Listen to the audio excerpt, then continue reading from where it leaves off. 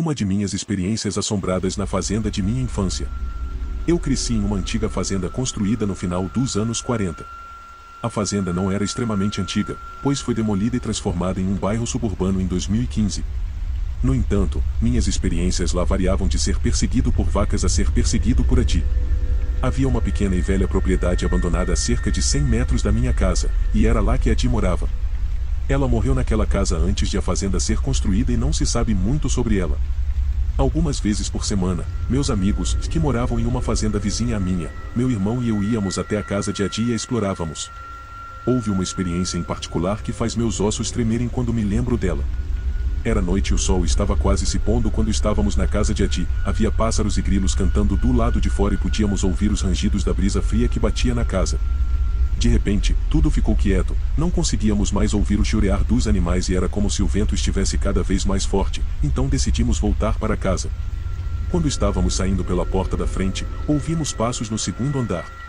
Meu amigo, sendo esperto, decidiu correr em direção à nossa casa, mas o resto de nós ficou parado por um segundo em choque, como um tiro, ouvimos os passos descendo rapidamente as escadas e percebemos. Corremos para dentro da minha casa e trancamos a porta atrás de nós. As escadas daquela casa velha e abandonada eram abertas e não tinham fundo, de modo que era possível ver as pessoas subindo e descendo as escadas pela porta da frente. Nunca falei sobre isso porque não queria assustar ninguém, mas quando ouvimos os passos descendo as escadas, pude ver a silhueta de pés e tornozelos descalços correndo pelas rachaduras dos degraus. Uma criatura que vagava pela fazenda do meu pai. Bom dia, amigos. Recentemente contei a um amigo sobre algo que vivi quando era criança e ele me disse que eu deveria compartilhar com vocês. Então, quando eu era jovem, morava em uma fazenda com minha família que tinha algumas lendas urbanas bem estranhas associadas a ela.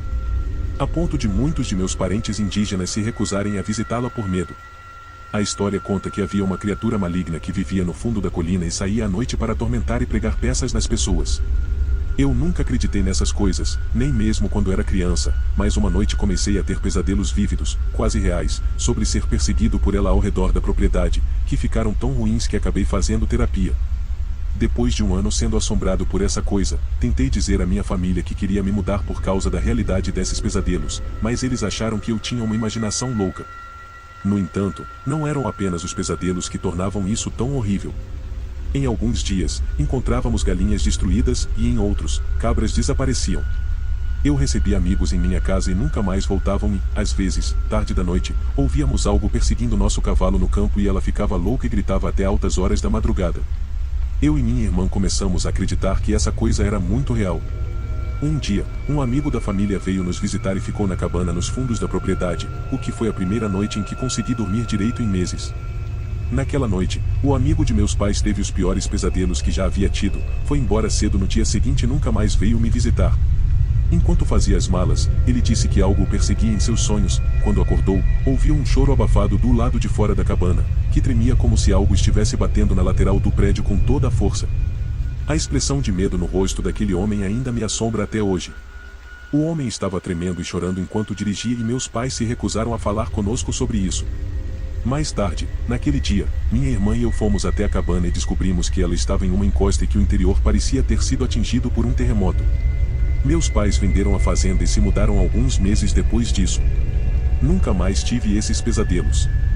Alguns anos depois, meus irmãos e eu recebemos um artigo sobre a fazenda e um assassinato suicida que aconteceu depois que o marido que comprou a propriedade enlouqueceu, esfaqueou a esposa até a morte e depois atirou na própria cabeça. Meus pais se recusam a falar sobre isso, mas às vezes meus irmãos e primos falam sobre o assunto em conversas, compartilhando o trauma que isso causou a nós e a nossos amigos que se recusaram a voltar depois dos horríveis terrores noturnos que tiveram lá. Toda aquela cidade está fodida. Todo mundo que sai dessa cidade tem uma história traumatizante que é baseada em lógica ou sobrenatural. Muitas coisas terríveis aconteceram lá, então não me surpreenderia se houvesse algo mais sinistro vivendo naquela terra. Se você quiser entrar em um buraco de minhoca deprimente, procure os assassinatos de Bovraville. É a nossa própria versão australiana de Derry. Não tenho certeza se tudo aquilo era coisa da minha cabeça ou uma história de terror real, mas depois de descobrir o assassinato que aconteceu alguns anos depois, estou começando a acreditar que aquela coisa ainda está lá e entra nos pesadelos das pessoas, massacrando a vida selvagem local e aterrorizando quem quer que compre aquela terra. Que droga! Foi traumático escrever isso. Desculpe-me por não ser meu melhor trabalho, mas há muita coisa ligada a ele que não quero me aprofundar. Obrigado pela leitura.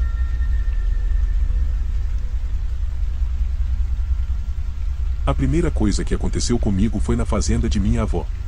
Eu tinha cerca de 11 anos quando isso aconteceu.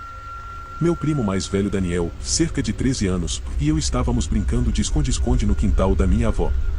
Ela era dona de uma grande fazenda no Tennessee, pouco mais de 1000 acres, e eu cresci lá a vida inteira, assim como Daniel, então não era nada comum sairmos para brincar em áreas que provavelmente não eram muito seguras para uma criança comum, mas conhecíamos a propriedade como a palma da nossa mão.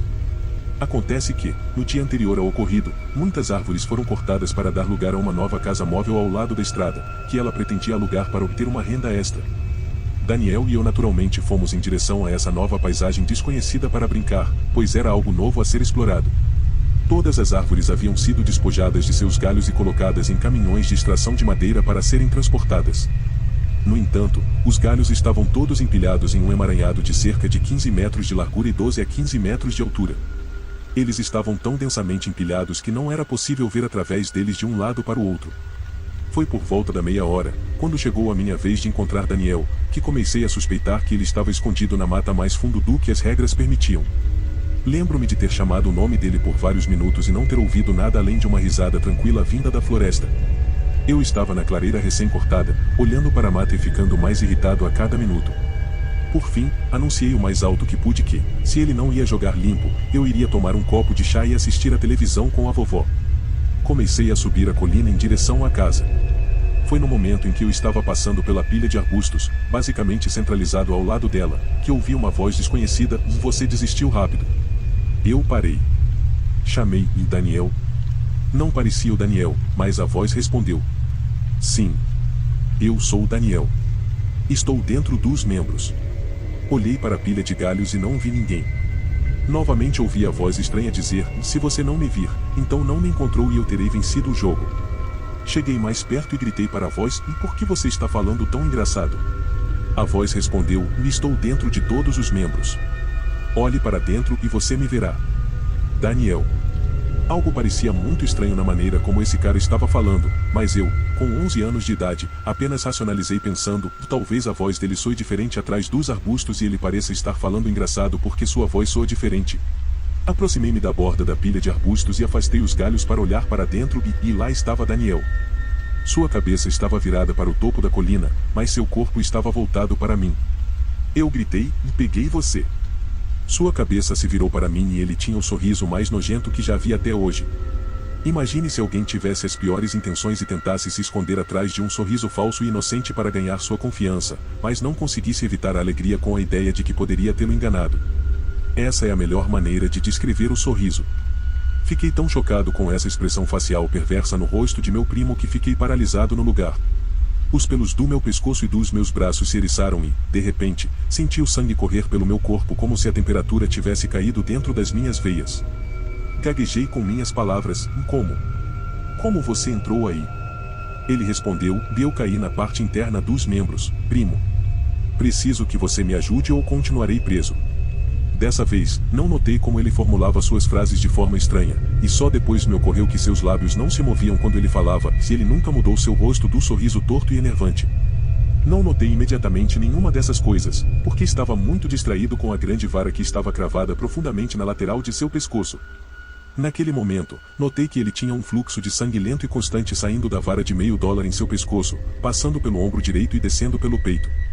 Isso foi o suficiente para despertar meus pés, e antes que meu cérebro percebesse que eu estava tentando correr, eu já estava na metade do caminho da colina até a casa da minha avó. Quando entrei pela porta da sala de estar da minha avó, Daniel estava enrolado em uma bola no sofá e chorando histericamente. Minha avó estava sentada ao lado dele, tentando ao máximo fazer com que ele explicasse o que estava errado, mas tudo o que ele dizia era que havia um garotinho na floresta que o havia marcado quando ele estava se escondendo e que ele achava que não era realmente eu. Ele não disse mais nada.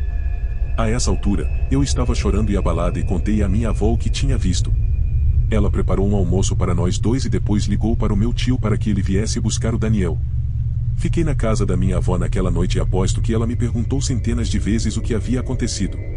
Ela fez tantas perguntas que era como se estivesse memorizando tudo. Lembro-me de ter ficado aliviado por ela ter acreditado em mim, mas, ao mesmo tempo, só queria que ela me dissesse que era tudo imaginação minha e me ajudasse a esquecer o ocorrido. No dia seguinte, minha avó colocou fogo na pilha de arbustos, e eu fiquei observando por horas, da segurança da janela da sala, enquanto ela se transformava lentamente em uma pilha de cinzas e brasas. Meu primo nunca me contou o que realmente aconteceu com ele naquele dia. Ele se recusa a falar sobre isso. Mas vou dizer uma coisa, ele não falou comigo por 1 ano e meio depois daquele dia. Éramos muito próximos quando éramos pequenos, mas aquele evento, seja lá o que for, criou uma barreira entre nós que mudou nosso relacionamento para sempre.